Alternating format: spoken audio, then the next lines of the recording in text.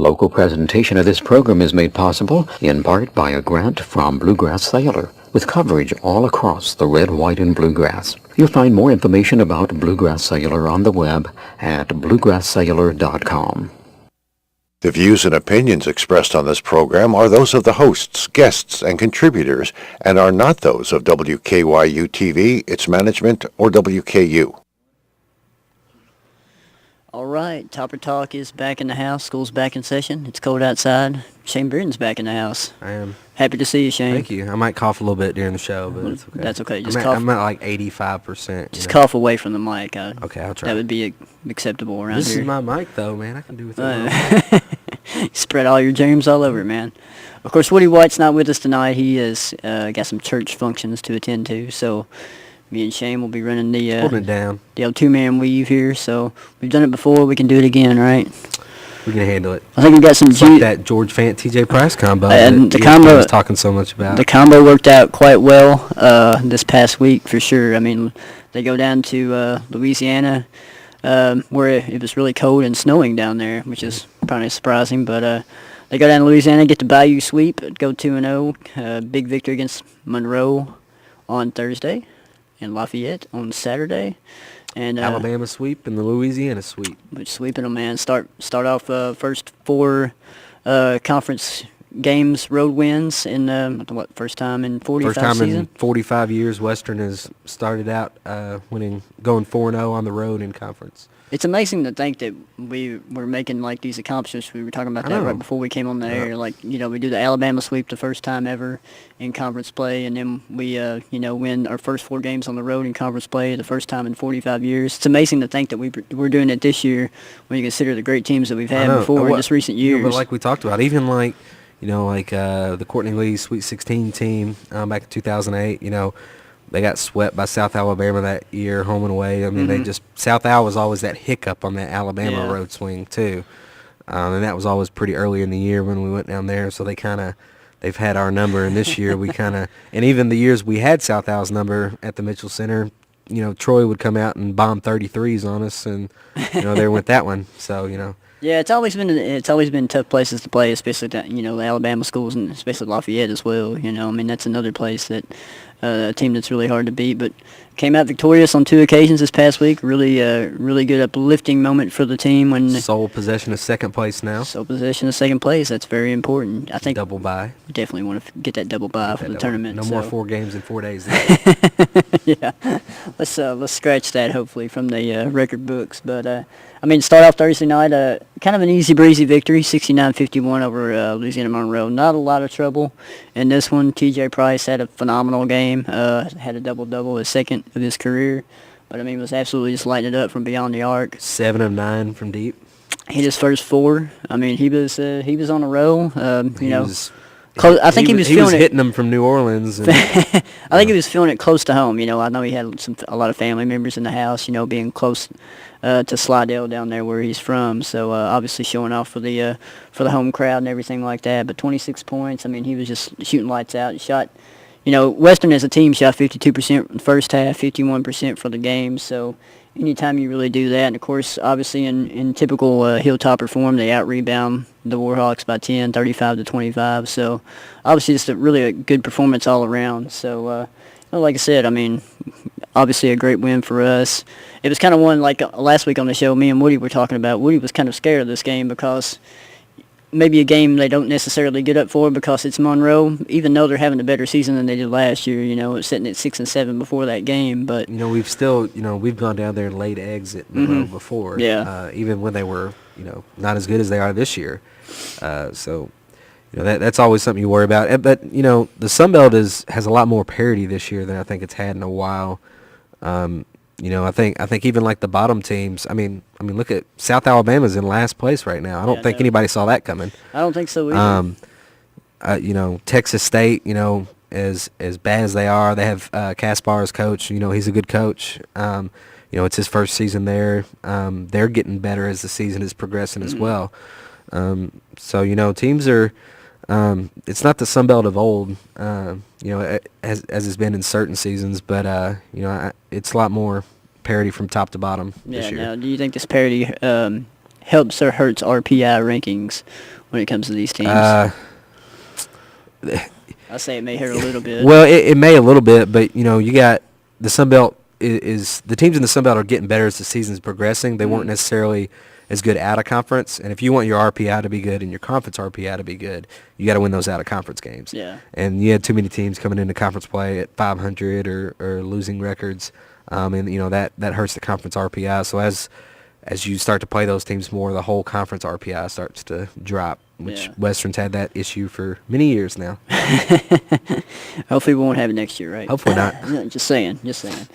But yeah, I mean, you look at Price's ever at 26 points. Nobody has scored in double digits, which is another kind of a nice little stat to throw out there. I mean, you had, I think he had a really nice game with Tracy Jackson, 6 points, 5 assists, 3 steals. I mean, he had a really good game. But it's just kind of one of those games where T.J. Price did his thing. Other people on the roster played their roles. It was T.J. Price and supporting cast. Supporting cast, yeah, exactly. T.J. Price had the lead role in this one. And, me and Woody were talking about it on last week's show, but, somebody tweeted us in a question, said, do you think Alex Rostov will be the X factor going forward? And we kind of said, yes, he can be. He's probably the number one X factor probably going forward. And said if he can get 8 points, 5 rebounds a game in that area, that'd be really good for him. And he got 8 points and 4 rebounds in this game against You were close. Monroe. So, yeah, pretty close. And, Fant, 7 points, 5 rebounds. Dickerson, Caden, had a really good game, 9 points, 4 or 5 shooting. So he was really efficient from the field. I think so many teams have gotten used to Caden being that 3-point shooter. Mm-hmm. He's kind of expanded his game this year, if you notice. I mean, he's taking a lot more of those mid-range jump shots, which, he's pump faking the 3, and, defenders are expecting him to shoot, so they're going flying by him, and he's just taking that little step in and draining that mid-range, which is, that's 2 points, right there every time, and he's been hitting a lot of those this year. Yeah, I think that's good because, you're talking about expanding his game because I think everybody that kind of scouts him thinks, well, he's going to shoot 3-pointers. Yep. He's in there for defense. He shoots threes, but obviously he's showing a little bit more of a different dimension to his game, and like I said, pump faking threes, going in, shooting mid-range jumpers, and also playing very good defense. And he's almost money on those mid-range jumpers. I hadn't seen him miss too many of those. Yeah, and obviously one of the most consistent players on the roster. When you think about his defensive effort and his offensive consistency as well. He doesn't go out there and score a ton of points, but very efficient from the field whenever he does shoot the ball, so that's very important as well. Another key stat from this game, we actually had more assists than turnovers. That's big. Shocker, right? Yeah. Because it hasn't been happening a lot this year. So it was really good to see that, even though it was only 14 assists, 13 turnovers, but still that kind of shows a little bit of improvement. And you like to see that on the road. Well, on the road team as well. ball. I mean, we've had games this season where we had a low amount of turnovers, Mm-hmm. but, we just didn't have that many assists. It's been few and far between. Yeah. So, it just shows that the team is, starting to gel a little more, which is great. I mean, this is the time of season when you want to start, progressing week in and week out. I was waiting for it, man. You hesitated there. I was really waiting. Well, I was searching for the right word. But, everybody knows that, at least under Harper, the teams have gotten better as the season has progressed. And now's the time when you want to start getting to that potential, towards February and March to start, reaching your peak. Yeah. I think, Western this season, it's been all about defense because, like we talked about in the off season when we, watched some practices and stuff like that, it was a lot of just pure focus on defense. Mm-hmm. And that's been our strength early in the year, and our offense has kind of suffered a little bit because of it. But now you can see the offense is slowly starting to trend upward as the season is progressing. If you can get those two to meet, watch out. Western's going to be a dangerous team come March. Yeah, definitely. I think you kind of, it's funny just kind of the waves of these games that we kind of recap every week. Last week me and Woody were kind of talking about people on Twitter causing a ruckus about Harper and the record's not good enough and everything like that. But, this week, of course, the tides are going to turn. You get 2 big road victories. And, people are a little bit more positive, how fans can be and everything like that. So, but you bring up a good point. They're peaking at the right time. You want to peak at this time and into March, Take the early season, everybody's trying to gel. This team was trying to gel. We had a lot of new parts and everything like that. It's starting to come together, it seems, right now. Well, you know how Western fans are. They want to be good from the start of the season and just be good all season long. They want to win 30 games a year. Yeah, 30 games. 30 wins a season. It's hard to do. It is hard to do, no matter what team you are.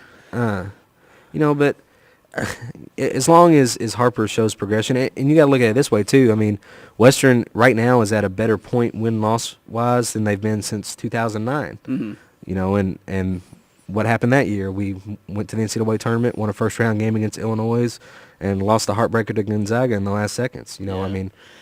You taking that into consideration, and the fact that something we just mentioned, they're doing things that they haven't done in a long time. Right. Getting road wins at Alabama schools, getting 4 road victories to start off conference play for the first time in 45 seasons. So you got to take care of home court. That's Yep. got to be the big thing. Yeah. That's the next step. I think No that more home I loss. think that's sort of frustrated some fans. Talking about last week, going back to the Georgia State game and the Arkansas Little Rock game, obviously. So I think that kind of frustrates fans whenever they see teams like that come in here and beat us on our home court. But you bring up a good point. You want to actually defend your home court and win every game you can there. So.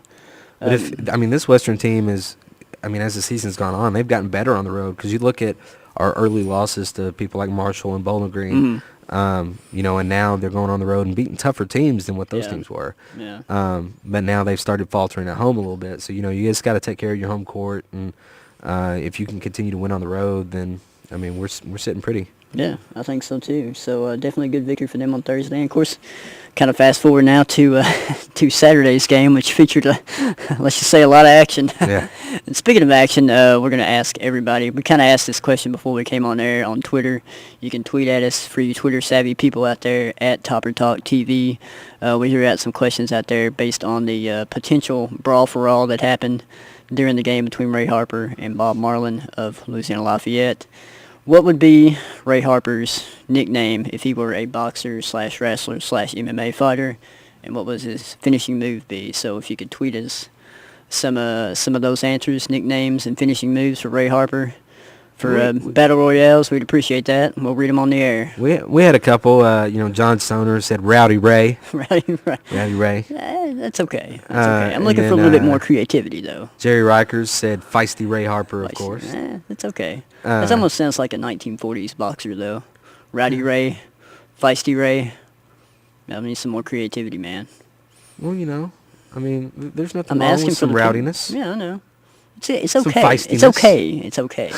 I'm not going to declare it the winner yet, though. What would your wrestle name for Ray Harper be, Sean? I don't know. I can't think of anything creative I'm right putting now. you on the spot. You I gotta know, think and of I'm on something there, creative. too, so I can't really think of anything. Okay. But I would think of something better than feisty or rowdy. All right. just Well, my when you do, opinion. you just tweet that out for the Hilltopper Nation, okay? All right, let's get this train back on track now. 79-70 win against Lafayette, and obviously a pretty big win. It was looking like it was going to be a repeat of the Louisiana Monroe game and kind of blowout territory. But It was a nice 25-1 run there at the end of the first half, into the second half, and But you kind of knew a team like Lafayette was going to make a run at some point. They got a lot of you talk about their two talented players, Sean Long and Alfred Payton. Phenomenal players. So Right. they weren't gonna make it a Peyton blowout. is more than likely going to be an NBA player. Oh yeah. Sean Long is right there on the border to be one. So that's two NBA players. Yeah. But yeah, you talk about that. WKU had a big lead in Lafayette. There in the second half, they put on that full court press, and Western was having some trouble with it. And that really surprised me because this season, Western hasn't really had any trouble with anybody that's full court pressed them.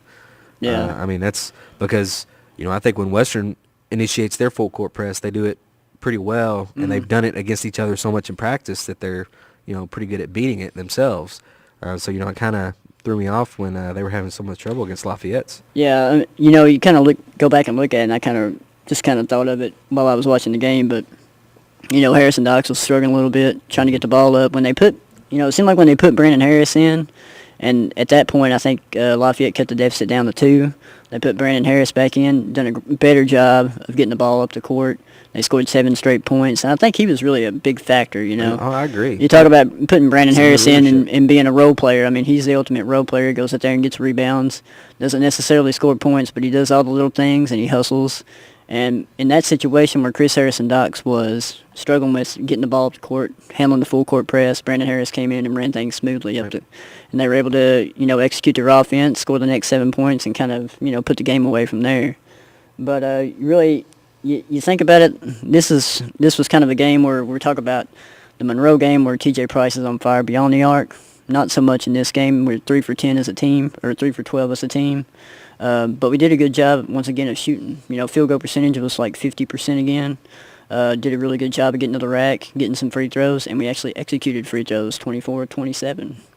Hey. Yeah, I mean, that's good. We've been talking about it's an that all year. From 50%, that's for sure. So. But, yeah, I mean, that was very important. And Trenchy Jackson was a big part of that. I think he went 8 for 10 from free throws. I think he had 17 points, so he was doing a really good job. Trenchy, he's got so much athleticism and so much speed in open court with the ball. He just needs to, start driving to the paint more, draw those fouls. I agree. mean, that's his bread and butter. If he would do that more often, then Western would be in business. Yeah, you saw him do it a whole lot against Lafayette. I know, and that's what you want to see from him. From it. Yeah, exactly. I mean, you go to the free throw line that many times, and obviously Jackson's improved. At the beginning, whenever he first got eligible, kind of struggled a little bit with his free throw shot, but he's getting used to it and getting in a rhythm and everything like that. So you definitely want to see that production. I know Western likes to shoot the three sometimes, and sometimes they settle for the three a little bit too much, but they do. Really that's not their game. It's great if they're going in, but when they're not, I'm glad that they kind of refer to driving the basket, creating their own shot, drawing fouls, getting to the line. That's what you need to do. And, of course, we talk about the dynamic duo of T.J. Price, George Fant. Price had a big game against Monroe. Fant had a big game against Lafayette. Was fantastic. Fantastic. That's not been used before, Shane, I don't think. I don't think it has. Yeah, 25 points, 6 rebounds for Big George. I mean, obviously, like you said, fantastic game. So, you obviously with Price and Fant, you want to see at least one of them have a game like that. And, maybe the other kind of play a role. But obviously you want to see both of them have big games, but you definitely want to see one or the other. And we got enough role players on this team to, where if one goes off, we got enough role players to make it happen on the other end as far as scoring and everything. So. Well, usually it's Fant that's in foul trouble every game. Yeah. It hasn't really happened a whole lot lately. No, not the last couple. But, this game, it was, for the Lafayette game, TJ was the one that got in foul trouble. So it was nice to see Fant pick up the slack and, do what needed to be done. I mean, he absolutely owned Sean Long in the paint. And, like we said, Sean Long is, right there on the borderline NBA player. And Fant just destroyed him down low. Fant's been doing a whole lot better job of finishing around the basket. I mean, we see it a lot of times where he gets it down low and doesn't finish very well. Or misses a layup, misses a dunk, gets blocked. But he's doing a really good job of being aggressive and kind of being a controlled aggressive where he's actually converting those, getting the M1s, going to the free throw line. So he's been playing really great. Against, Michael Orr from the blind side down low that Lafayette had down. Big number 44 coming in the game. Big D lineman coming in. I thought he was the enforcer on the team, but turned out to be Bob Marlin, the head coach. Yeah.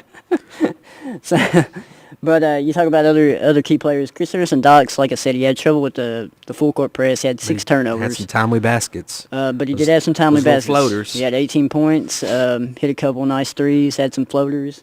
So he did a good job scoring, just kind of struggled a little bit with the turnovers and the full court press and everything like that. But like I said, I think the key point in that game, whenever Lafayette was making their comeback, was putting Brandon Harrison at the point and running the point on that full court press. So, but also you got to give some credit to Adeoye and Akamene for their defense down low. I mean, they sparked that big run. Yeah, I mean that was huge. And once again, their efforts won't go up in the columns, scoring, rebounding, everything like that. But defense, I mean, they were doing great.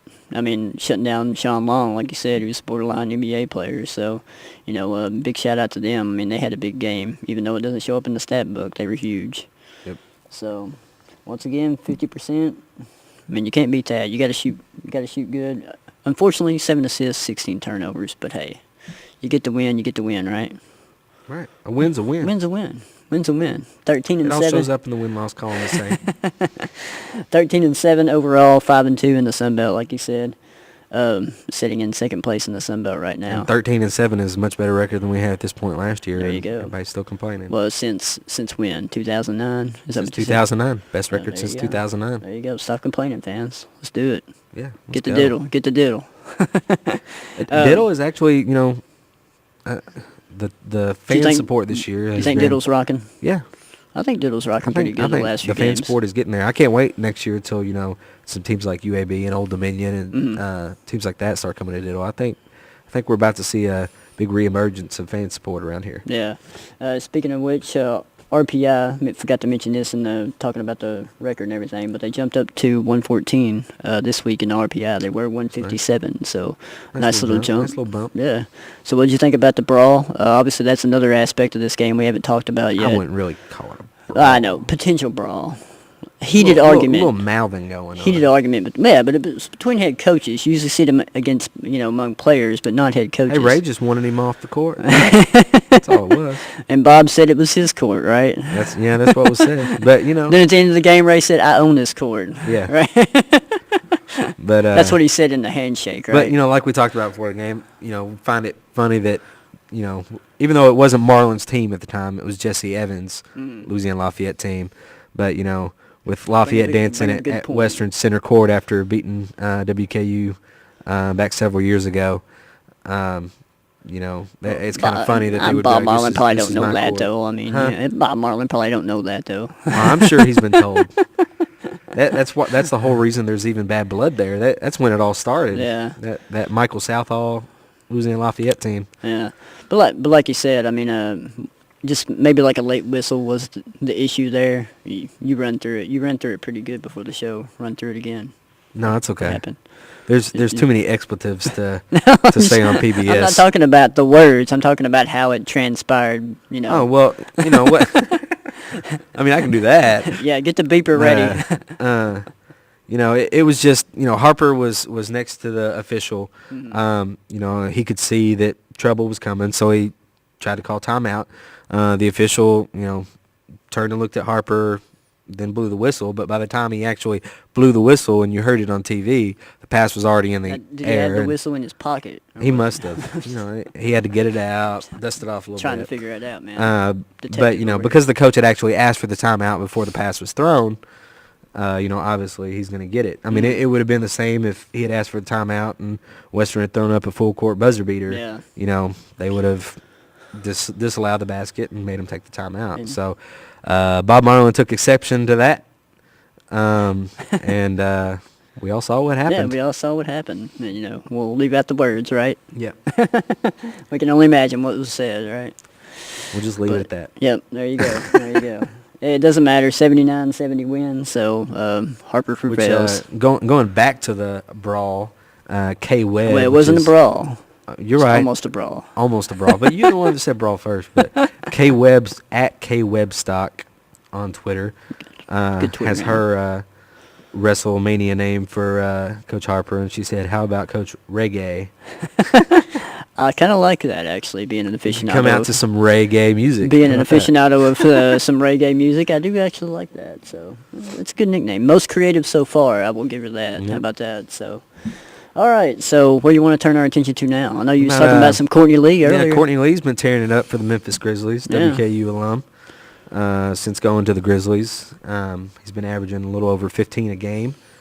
I like it. He's been just doing anything and everything that they're asking him to do. It seems like that he's finally found a place, and we were kind of talking about it before we went on air. It seems like he's found a place where he's got a lot of good quality role players around him, players that can do different things, and they're not one-dimensional. And he's getting some playing time, too, you know. Memphis isn't that star-laden team. They don't have that one-star player, but they have some very good role players, like Mark Gasol and Zach Randolph and people like that. So, it's when you have those type of post players down low, they can kick it out, to I'm sorry.